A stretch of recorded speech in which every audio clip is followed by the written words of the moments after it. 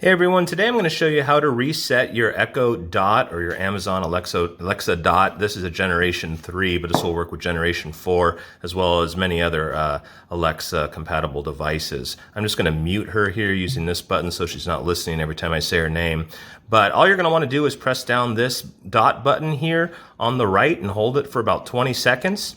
Now you'll see a yellow light ring starting to go around here. That's letting you know that it is being... Now in setup mode. Follow the instructions in your Alexa app. So once she says that, you're going to want to continue holding this button down, and she'll let you know when the reset is actually underway. So we're just waiting. Resetting your device. This will take about a minute. I'll let you know when it's done.